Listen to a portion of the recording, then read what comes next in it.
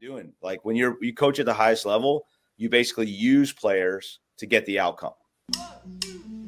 Hello and welcome to Already Won a Sports Friends podcast. You are listening to the Wildcat and the Mad Dog. Kyle Epps. Kyle, how are we doing? Breakland the Gold Dust. I'm just getting ready for Gold Dust. I think it's going to be a good show. He's a coach. He's talking your language, Ben. He's a coach. He's not just a coach, he's a game-changing coach. This week, we're bringing in Kelly Findley, and he's the current head coach at Liberty University Men's. Go Flames. Go Flames. Burn it. So we're looking forward to that. But he's also played, Mad Dog. Yep, he's played. Yes, he has. Who's he played for? Well, he started at Judson College. I mean, he started before, obviously, but Judson University now is what they call it. But he was at Judson College, and I think he played for the Eagles, the Charlotte Eagles, the precursor to Sports Friends. Somehow, some way, Sports Friends and Charlotte Eagles with MAI connection. There's that trifecta right there. That ministry sports pyramid. That's right, and that's all linked to Brian Davidson as well, who obviously founded both MAI and Sports Friends and the Eagles. Yeah, and the Eagles. So we've got a good story around that. So Kelly will tell us, hopefully give us some insight around that from the early days, because he was actually on some of the original trips to go to Ethiopia and over to Thailand, where we're now in as well. So we've got to get some stories around that, right? Well, I don't know how much we can share about if he knows so much about Brian, but it'd be interesting to see just a little story, maybe something about Brian. Be good to, we like to razz Brian a little bit. For sure. He needs to keep him humble. Exactly, keep him humble. You said, we've got a great coach on. He's coached at the highest level, right? Tell us a little bit about who he's coached before. Currently at Liberty, he's coached at Butler, he's coached at NC State. He's even at a smaller place called Mars Hill, but he's done a lot. I think there's even some professional aspect to some of his coaching skills, and he can share that with us as well.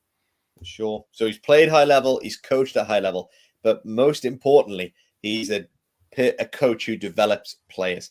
And that's what we're going to unpack today. We're going to talk about him being a coach on mission and how he had a game-changing moment to realize that he actually should be investing in people and developing people. So we're looking forward to that. Remember, we on the podcast called Already Won, we talk about a bigger victory, not just about the wins and losses on the scoreboard. We want to go beyond that. And hopefully today, Coach Kelly can bring some advice around that for us to lift our gaze a little bit from the scoreboard that everyone just focuses on and kind of look away from that as well. So we're excited for that, Mad Dog. Are you looking forward to it? Game-changing advice. I'm looking forward to it. All right. Excited this week, Mad Dog, for a great guest. We've got a game-changing coach. Please welcome to the podcast this week, Coach Kelly Findley. Kelly, welcome. Morning, guys. How we doing? Doing great. Thank you for your time. Thank you so much. But we need to get to know you a bit more. So Kyle is going to get to know you a little bit more in true Already Won Sports Friends podcast style. Yeah, unfortunately, you get me first here. So if you've ever watched any of our podcasts, we start with the rapid fire, quick questions, right? So we always ask you, it's either or. Whatever comes out of your mouth, that's the answer you go with. You can give us an explanation. That's fine. But don't say both. Don't say neither. Don't say, well, it depends. Just give us the answer that you pops to your head, right? You ready? Sure. All right. First one. This is a big one here. Bojangles or Chick-fil-A? Chick-fil-A. Wow. Sweet tea or Dr. Pepper? Neither. Oh, nothing's good for the lawn. Nothing's good. All right. This one. Breakfast Club or Ferris Bueller's Day Off? Ferris Bueller's Day Off. 100%. No question on that. That's good. Okay. Illinois winters or North Carolina summers? Oh, North Carolina summers. I love the heat, and I hate the cold. And the last one, Diego Maradona or Ruud Gilt? Maradona, man, I'm a short guy, so I love the short guys being successful. All right. How do you do, Ben? I mean, I'm with him with the heat for sure. Awesome. Well, we're looking forward to getting to know you a little bit more. In this season, Kelly, we've called it Game Changer. So we're talking about how God is the ultimate game changer. So can you tell us, when was it that God first changed your life? Yeah, when I was in high school, my mom made me go to this church camp, and we were a family. We didn't have any Bibles. We never went to church. We weren't even Creasters, is what I normally say. We didn't go at Christmas and Easter even. It was just it was never talked about, agnostic at best. And then my mom made me go to this church camp, and I was trying to skip everything I could. But there was one event every night that I couldn't skip, and I slowly but surely just heard that God had a plan for my life, and he loved me for exactly who I was. And up until that point, everything was about the ball. So if I played well, I was good. And if I played bad, I was bad. And just had this huge hole in my life. And man, God just came in and filled that. And I stumbled and bumbled around because I didn't have a good support, and then went to Judson College. So praise God, he took me to a Christian school, had a great man of God, Steve Burke, be my coach, and just an other thing I wanted to live out in my life. And God just spoke into me, and he kept pulling me in a direction that I never saw coming. And that was it. And then slowly but surely, I gave up. I wanted to be a pro. When I gave that up, I ended up playing on the Charlotte Eagles, which was an all-Christian professional team. And isn't that how God works in your life? That when you surrender something, man, he provides. And that's exactly what happened to me. It's great. So Judson, is it college or university? I mean, you were there when it was college, right? Well, when I was there, it was definitely a college. It's a university now, but it was. We rolled up to campus. I never visited. There was a friend of mine that went to school there. The coach came down and watched me play in some Olympic Development League, offered me an opportunity. I was like, you can get out of Texas, I'll do it. Went to Chicago, was like, big city, that sounds kind of fun. Rolled up on campus and said, where's the rest of the buildings? Literally. Tried to transfer for a couple years, but God kept me there, and thank goodness, because it just completely changed my life. Wow. So that's how you got indoctrinated with the Illinois Winters. Exactly. And I got out of there as soon as I could. All right. Second question. So you said you were at the Charlotte Eagles. Tell us about that.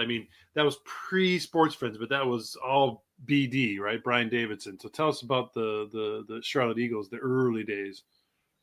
Yeah, man, the history of the Eagles is amazing. MAI, Michigan Athletes International, started, I don't know, way back in the late 70s, early 80s or something. And I think similar to what Sports Friends does is, realize that if you take a ball with you around the world, the global sport of football, people run to you. You take a Bible, they run away. And so if you take a ball, they run to you, you build that equity, build that relationship, and now you have the chance to share Christ with them. And that was the platform. So the idea was, let's start a pro team, play at a high level, get a whole bunch of people to come in. Let's build the camps. Let's get involved in the community. And then we have this opportunity to share. Well, I happened to be on one of the first teams. And man, it was a shambles the first year. We lost a bunch of games. We were all a bunch of small college Christian guys playing against, the lineups would be like Judson College, Wheaton, Cedarville. And then the opposing team was Duke, Chapel Hill, SMU, and we were just out there doing our best. We had a terrible first year on the field, but man, the impact was great off the field. And then a few years later, really the biggest thing that happened was we were doing great camps. I have kids over the years come to me and said, I came to Christ at a Charlotte Eagles camp. It was amazing. So this ripple effect that you don't know was pretty vast, but it was about the third year where they realized that it's great to have evangelism, but the biggest thing is, can we disciple the young guys that play on the team and have them go out and do great things for the Lord in the game? And so I've got so many guys over the 20 plus years that I have been involved in kind of touch points with MAI that are now out doing amazing things, impacting people for the gospel because they played on the Eagles. So they realized that discipleship is the key. I played in 2 national championships. So the success on the field pursued, man, we had so many opportunities. We got the sportsmanship award every year. We crushed it on the field. We had a huge impact on people because they were like, how are these guys different? What is this? One of the coolest stories, we had a guy that got sent out. That was the plan. And he was a really good player. He went to the Charleston Battery, shared with a guy named Kevin O'Brien, who now coaches at Lipscomb. OB comes to faith, comes to our team the next year. For 2 years he plays, or maybe 3 years. He's become a great man of God. He coaches at Lipscomb, married another Eagles player, not a man, obviously a woman, who's just a rock star too. So just that's a great example of the ripple effect that the Eagles and MAI, and then eventually it turned into Sports Friends because BD saw this global opportunity and kind of started it going. And you did some of the early trips, right, to Ethiopia? Yeah. I went to Thailand and Ethiopia. I think Chris and Brian had been in Ethiopia maybe for a year. So I was telling Ben earlier, the downside is I had to follow Anson Dorrance. You don't want to follow the guy who's won World Cups, the best women's coach in the world. And the next year they had Kelly Findley, but yeah, it was an amazing trip. Just some cool stories. I mean, I'm in the national stadium training all the best players in the region. And then I went straight from there to this like trash heap kind of village where there was a huge, I still remember this. There was this rock area, and BD's like, this is where the clinic is. And I'm looking at this, like, I don't know, it was like a 30 by 30 rock infested, kind of plot with a giant eucalyptus tree dead middle. And I was thinking, wait a second. And I'm dressed in all my kit thinking, this is going to be like a proper clinic. But it was the most amazing thing. I met this guy who was a drug runner, warlord, had killed people that Christ called to himself.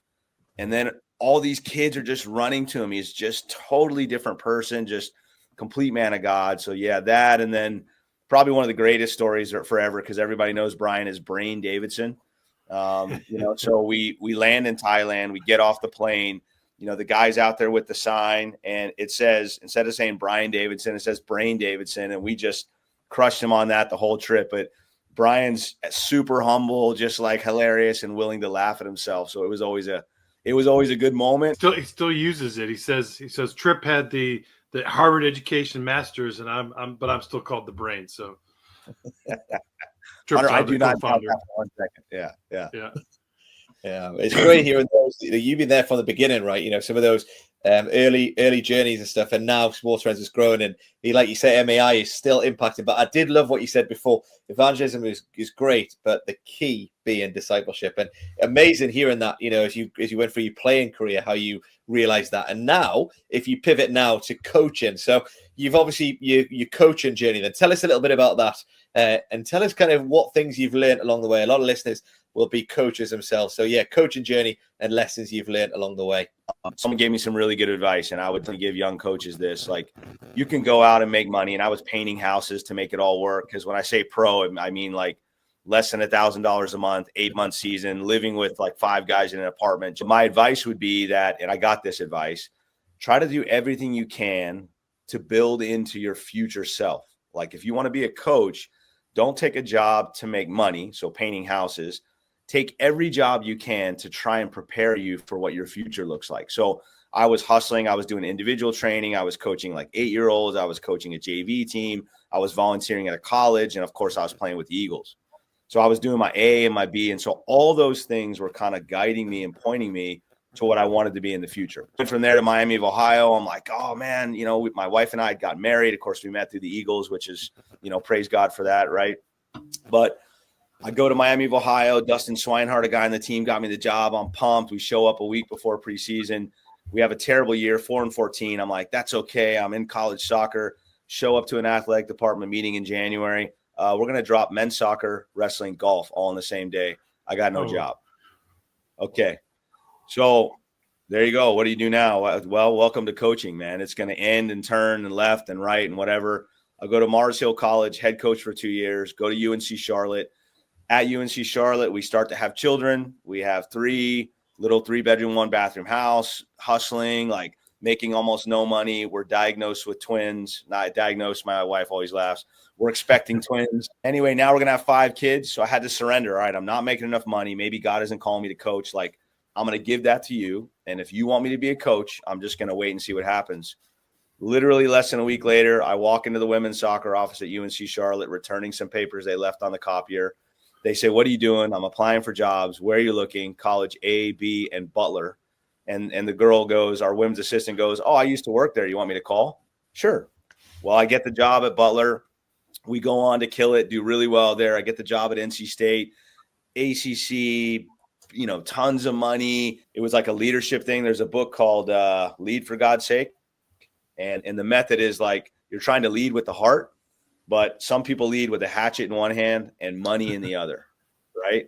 And NC State was that. Do good, you get money. Do bad, here comes the hatchet. And that's kind of how it went down for me. And we didn't quite get there, but about midway through, this is a huge turning point. About midway through, I had a kid sitting on my couch, and I was like all about investing in people, but I'm at the highest level. You got to win or you're out. ACC, for the 6 years I was there, 4 of those 6 years, 3 of the Final 4 teams were from the ACC, and 4 won national championships that we played against and lost by a goal. So it was a hard league, right? Basic pros. I had a kid sit on my couch. I'm like, well, you better want to be a better person, right?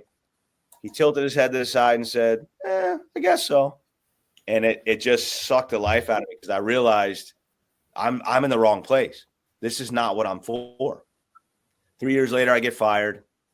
Okay, great. Happy to get out of there. What do I do now? I go to Sporting Kansas City for 2 seasons, youth coach, loving it. I get to go on this French elite course that MLS funds. It's like $20,000. Total answer to prayer. Whittles me down. I learned that I still love coaching. I want to do it, but I really want to invest in people. And that's not just what I've been doing. Like when you coach at the highest level, you basically use players to get the outcome. And what I heard in that course and what I realized about myself, I'm a player developer. I'm a person developer. So once I found that out, and that was a game changer for me, to use you guys' tagline. Like the game changer was, do you want to be a user of players, or do you want to be a developer? And I wanted to be a developer of players and a developer of people. So I got out of Sporting Kansas City because it was just a pro environment and it wasn't really much of a path there. God took me to Davidson College, and my wife and I are like, great, our family lives there. We're going to be farmers, no longer hunter and gatherer. We're just going to sit, going to work where God has me. Here we go. And then Liberty University comes over after like 30 years of Jeff Alder being here. And it's like, okay, I can do both there. I can be incredibly competitive, coach at a high level, and I can develop people. And that's my coaching path. So I've been here for 6 years, been college coaching, done everything, academy, USL, lower division 1, 2, et cetera. And so, yeah, just kind of been around and done that. But the biggest thing I'd say is the last couple of years, God has really come into my coaching and said, you need to make sure that you're actually developing people. My mission for you is not to be a good coach. My mission for you is to impact others for me. If you're doing it the other way around, then you're not coaching for me. And that's kind of how Coaches on Mission started as well. Like, I just heard that you're doing it for you, man. You're just after, like, again, you're using players to promote yourself. And that's not what I have for you. I've given you tools to do it a different way. And anyway, that's kind of been my focus, and that's a quick shot of my journey. Yeah, maybe we can ask or elaborate. You know, most of our coach, we have the people listening to this who are coaches we've trained.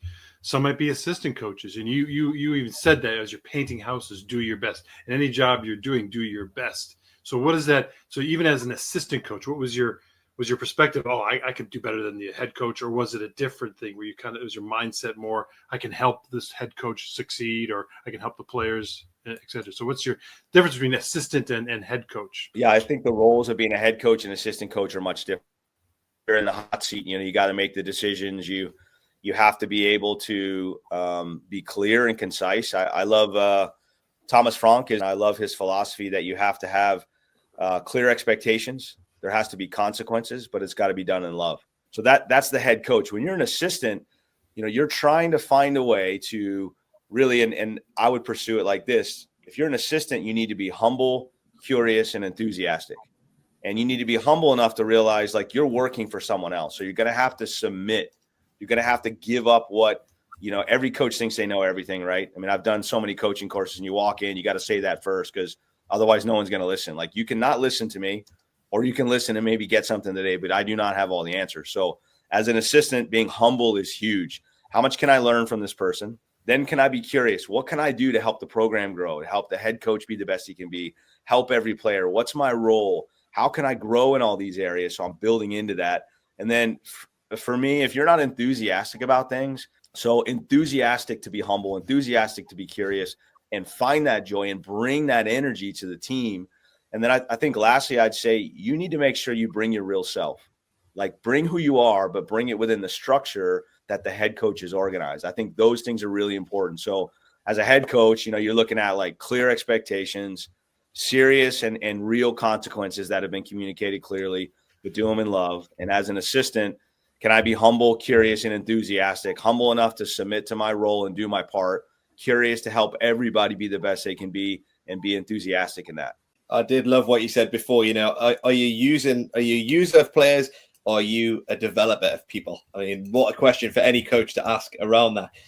And I just love that, you know, your game-changing moment on that couch, kid on the couch, where you realized that player development was more important. So, yeah, really, really powerful stuff around that. Tell us a little bit about now then. So what you're doing now at Liberty and stuff. And And how are you being a game changer now? I guess you said that God was really put on your heart. What does it look like? Are you developing people now? So tell us a little bit about, what does that look like at Liberty day in, day out at the minute? Yeah, well, I would say two ways. At Liberty, what I discovered was, and again, I think, now we're coaching a different generation. When I first came out, when I was coaching, I never needed to talk to my head coach. Honestly, he told me what to do, and I did it. He never talked to me. I didn't care. As long as he wasn't yelling at me, I knew I was doing fine. That was basically the affirmation I needed. If I wasn't getting negative feedback, I must be doing pretty good. And if I played, I was doing fine, right? So, but this is a new generation, and I think there's a lot more fear, anxiety, and they need encouragement. They really do. And I got some good advice from another mentor that said, you can be as close as you want to be, as close as you possibly can now to this new generation, but they have to respect you. They do. And so one way that I do it is I meet with every guy like once every 3 weeks, and we just talk about nothing soccer. I just invest in them. I want to hear them. I want to make them seen. We talk about their girlfriends. We drive around on the golf cart. We go get coffee. We sit in my office and just hang out, but just different, and I send our guys once a week. I try to send something that I think is valuable for them. Sometimes it's a podcast, a sermon, a quote, a picture, whatever it is. So, but the time with them is what I've discovered is important. They need to know, and this is an old saying, right? Like they don't care how much you know until they know how much you care. But I've seen that in this generation. So that's been a big shift with me, is how close can I get to my guys? How much can I do for them outside of the game, recognizing that your value to me and your value to God ultimately is way more than what you do on the field. So the meetings are real tangible, conversations and text to every individual guy. And then I ask for feedback a lot. I'll say, what does this quote or what does this picture or this phrase, how does this apply to your current situation? And how would you use it to make you better? Or what is God telling you about this current moment? So being at Liberty is great. I mean, I get to pray for my guys. I mean, we get to talk about real stuff like pornography. And we get, every guy, I mean, all that stuff like lust. What are you struggling with? What are you doing? How's that going? Why do you think you're worried about your girlfriend? Like all those kind of things. And I'm not a counselor, but whether we like it or not, when you're a coach, man, you're wearing that hat. The other thing is turning over control to my assistants.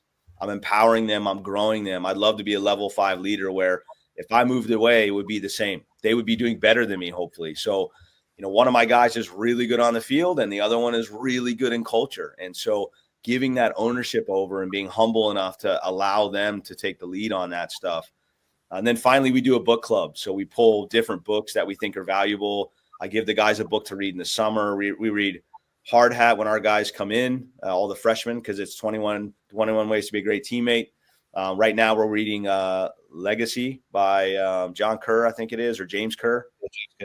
And we're doing that book because we've had a lot of turnover in the team because we had a lot of guys graduate and you're dealing with the transfer portal. So they did such a good job of keeping a culture, even though it's a national team and new guys are coming in and there's new situations. So we thought that might value us. So one of my assistants take the old guys, the other one takes the Midlands, and I take the young guys. So we're all doing it separately and good. So individual meetings, really relational as much as I can be, little motivational things. And then I think a book club kind of draws out the opportunity to speak into their lives.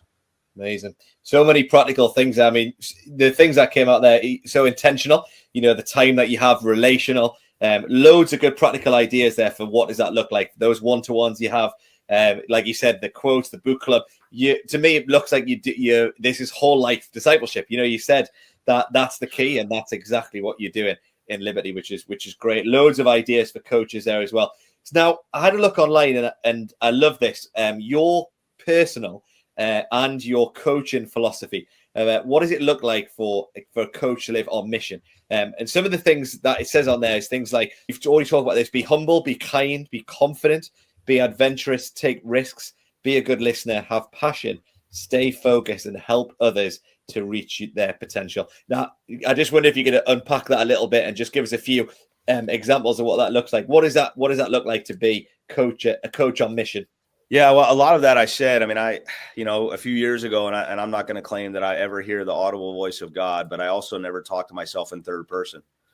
So there was a day I was praying at a game and or before a game, and it was going to be a hard game that night. And I heard, Kelly, I don't care if you're a good coach. I don't care how good of a coach you are. I care how much you impact people for me. And it just set me off on this journey of, man, if I'm not helping other people to impact, if I'm not impacting other people, I'm not following my calling. And it doesn't really matter how many games I win or how good of a coach I am. So that needs to be my focus, is can I help other people find a way to point people to Jesus? That's basically the goal of Coaching on Mission. So if I was going to summarize it, can we encourage? Like my personal identity is, I know I'm a giver of courage. Like I can't help myself. I probably encourage even when I shouldn't sometimes. So I'm a giver of courage. Second thing is, we want to equip guys. So can I give them tools to help them be prepared for opportunities and also some hard things that are going to come that way? And then I want to empower them, man. I want to give them everything I can possibly give them to go do it and give them that charge. So Coaches on Mission started as this idea when during COVID, we'd have guys come in who were really isolated, and they were coming in to watch training because we were a little more open at Liberty. And they were like, oh man, I would love to come in. And we were like, we're thinking about doing this like opportunity where coaches come in and, we have like some education and we talk about faith. And they were like, you got to do it. So anyway, the ball kind of got dropped and we didn't do it much. And then all of a sudden, someone calls and says, hey, what happened to Coaches on Mission? It's like, we couldn't get a facility and this and that happened. He's like, well, let me call you back in an hour. Calls me back in an hour. And I reach out to like 4 different people and everybody said yes. And the guy calls back and says, hey, I got a facility. It's free. I've got a field. I've got this, and this, and this. I think you should do it. So we started in 23 and we did this like 1 weekend little event. And then we've started to reach out and we've got like coaches circles going. So all the guys who are kind of in the admin for Coaches on Mission, we reach out. So the idea is, can we encourage people in secular environments, Christian environments, whatever coaching environment you're in, to now do it with a focus on developing people and disciples instead of just coaching the game. So that's kind of how it kind of birthed. And then, 2 years later, the one in Charlotte is going to be probably our biggest one. We're expecting around 80 people, which is pretty cool. Again, I'm not really into church numbers and all that, but it has been fun to see it grow and people are coming back. We did one in LA. There was probably 15 to 16. We're going to do one in either Atlanta, Orlando in December, and maybe one in Chicago later in the year. So we're hoping that grows, but really it's just, can we encourage people to coach with a discipleship and biblical purpose for developing people? It's kind of the idea. And you also mentioned about embracing challenges as well, part of that as well. So, you mentioned about that, just, being able to be mentally tough. You started in COVID, challenging time. So, yeah, tell us a little bit about that. You mentioned a few challenges about when life really hits, but yeah, anything else to add on that around challenge? I mean, I think if you don't embrace challenge, you're just going to fall to it. I love this idea of challenge or threat in your life, right? So a challenge is something you can overcome, that, you can find a problem. You can ask God, like, what do you want me to know about this? How can I use this in my life to improve? A threat to me is something that's coming at you. You're not in control of that. Challenge you're going for. Threat is coming at you. You're defending yourself. You're a victim, right? So for me, that's the focus. So I got to embrace the challenge that's coming to me. I'm not trying to deny it. I'm trying to embrace that. And when I embrace challenge, I got a chance to overcome that challenge. If I don't, I'm just going to get beat up by that every day. So the biggest challenge in my life has been and was getting fired at NC State. I mean, up till that point, I was the man. I went, first head coaching job, Division I. We crushed it. Second round, the NCAA tournament, kids getting drafted, undefeated season. I go to NC State. I'm making way more money than I should be making, crushing it. ACC, here we go. I thought I was going to be the national team coach. And that day on the couch, I realized that my calling was not to put as many players I could in the pro ranks and then win a national championship. I wanted to actually care and develop people, and I was in the wrong area. But I still, it's an embrace the challenge of, like, I still want to be a good coach. My human side, my worldly side is like, if you don't win, you're not good. Right? I mean, you have that every single day in your brain as a coach. If you don't win, but that's not what it's about. You don't know what you're doing on this day that's going to have a ripple effect down the road. I got a call from a guy that transferred to another school, and we basically sent him out. Like, he was a goalkeeper. He was ready. He had like 1 year left to play and he could do grad school. And we just said, we think you should go somewhere else and go for it. Like, he was our starter, but I think you can go have an impact. Where should you go? And so he chose this school. He calls me the other day. I look on the phone. It's 9:30 at night. I'm getting a call from this guy. I'm like, I better pick this up. I look at my wife. We have a great 20-minute conversation. I'm so thankful for the opportunity. It's been super hard, but man, I've had great conversations. The coach came to me the other day and said, hey, I know you pray. Can you pray for this guy? I know he had a hard time the other night. So now he's got this amazing experience because his coach knows who he is. He's there talking to this other guy about Christ because he knows he needs him. And that kid, come to find out, he wrote him a letter, right? The kid he was speaking to. Another roommate calls our former player and says, hey, what did you say to Johnny or whatever his name was? He's like, oh, I just wrote him a letter trying to encourage him. Well, he's been like super happy, but he was crying this morning because he was so moved by what you said. So if I think about, okay, is that more valuable than having 10 wins in a year? Yeah, I'm pretty sure that is. And so that's where I'm headed. I'm headed to make an impact as many people as I can. And I do that through my vocation, which is I coach soccer. If you can't win the game, win their hearts. That's what I would say. But 100%. you can't, but you also can't keep a job if you're losing all the games. So just saying, it's good to win a few. I'm just going to say that. It is good to win a few. It is. And look, don't get me wrong. You got to be good at what you do. You can't step into a field. And this is something I would encourage. You're asking about, like, young coaches. The value of coaches training and getting better at your craft is you want to retain and attract players. If your training sessions if they blow and you're not good at what you're doing and kids aren't enjoying it and you're not pushing the players and you're not encouraging them to strive and be better, they're not going to come to you. So if you want to attract people, again, you heard this story, like, you have to have the aroma of God on you. You also have to be good at what you do because you're trying to attract and retain players. Some of the coaches that are listening, some of the people are listening, they may be coaching small 5, 6, 7-year-olds. Some may be at the upper level. Maybe they're coaching adults, young adults. Maybe they got a club team. What any last game-changing advice for any range of coaches, any coach?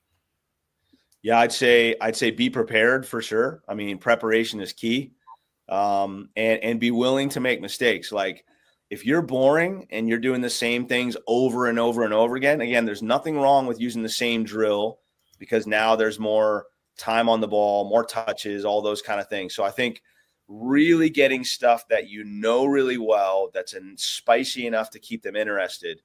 But I think you're after how much can I invest in them? How much can I push them? But how much can I also love them as they show up? Like, look, if you don't have joy and enthusiasm when your players come, how do you expect them to have it?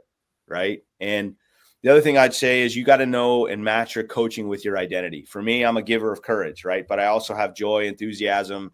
I'm incredibly courageous when I coach. So I'm going to try stuff and I may screw it up, but that also opens the door to humility where, like, hey guys, that didn't go as well as I wanted to. We're going to tweak it next time and see if it goes a little bit better. So what I've told them is I make mistakes too, just like you, but I'm willing to try and fail. That's the expectation we have for you in training. You're going to try and you're probably going to fail. That's when you know you're getting better.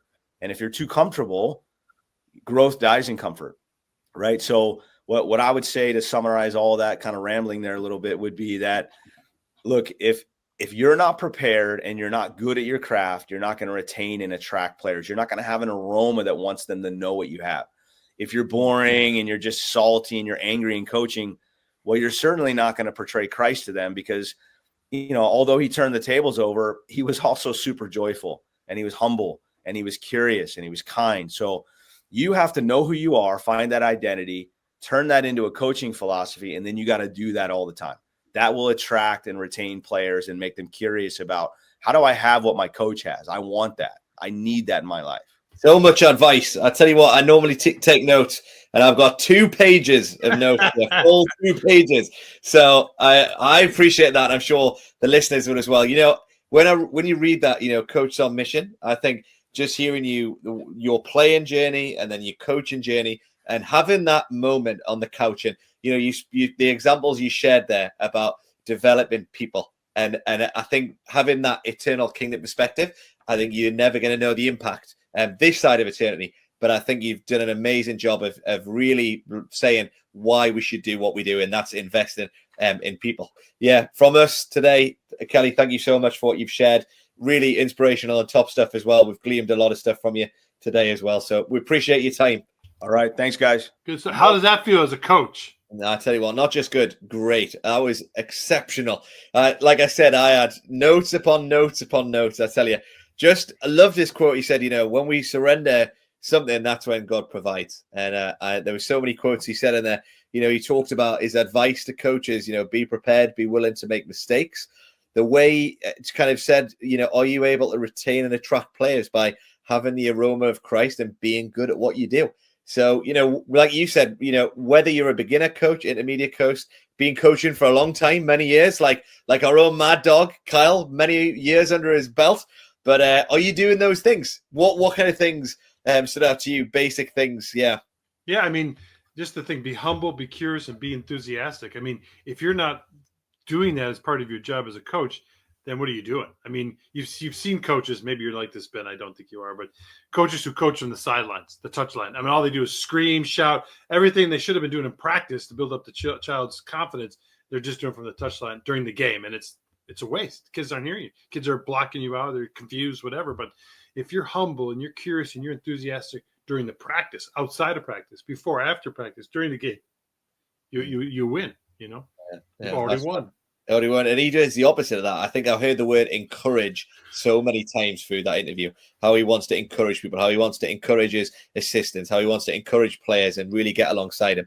And I think, he does that. So many practical things. He was talking about spending time with the players that he coaches, spending time giving them quotes, asking for feedback, having a two-way relationship where he asks them about what's going on in their relationships, giving them quotes, doing boot clubs, really practical things of doing life on life, right? And that's holistic, right? And that's, for us on Sports Friends, we have level 1, level 2. So level 1, what's level 1? Level 1, we're giving the basic introductory coaches. We're giving the coach the equipment, the tools, the resources they need just to get started, to keep something going.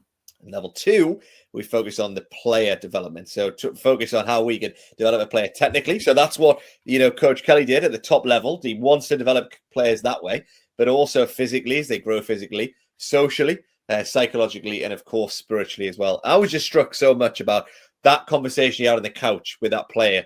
He said, am I developing you as a person? And he was like, I don't really know. And that was the game-changing moment where he's like, I'm doing the wrong thing. I really feel like God has called me to develop people and not just coach people and coach players. So, yeah, really good how he impacted that. And, he talked about having genuine care, genuinely developing, players and people in those ways. So loads of practical things. And I think the thing he asked at the beginning was good. Are you a user of players or are you a developer of people? I'm like, wow. And that is something that, to ask yourself, if you're a coach listening, are you a user of players or are you a developer of people? And his advice was, everything you do, make sure you have your future self in mind. I love that. Do everything to build on your future self. Whatever you're doing, whatever you're coaching or whatever job you're doing, have that in mind about your future self. And that was really impactful for me as well. So loads of practical tools, Mad Dogs, loads of things. Loads of quotes. We're just going to be unpacking this for a long time. But you can go back and listen to this, folks. You can go back on YouTube at Sports Friends INTL. Go to our Facebook, Sports Friends INTL. Get involved. If you have any questions, write us an email at info@sports-friends.org and say, Ben and Kyle sent me. I need to know more about this. Boom. There you go. Because I tell you what, Mad Dog, this is game-changing stuff because God is the ultimate game changer and we bring in guests who sprinkle the gold dust, who help us change the game in the lane that we are in. And that's what happened today, Mad Dog. But what are we going to do? We got to tell Charles, who told me that he's telling his friends. Charles is telling his friends' friends. He's even told his parents, and he's got his parents to tell their friends. They've already won. Be like Charles. Be like Charles.